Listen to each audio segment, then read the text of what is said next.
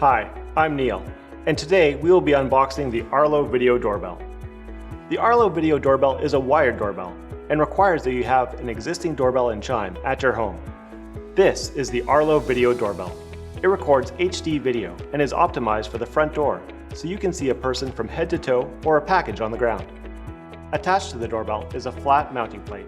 You'll need to use the included release pin to remove the flat mounting plate prior to installing your video doorbell.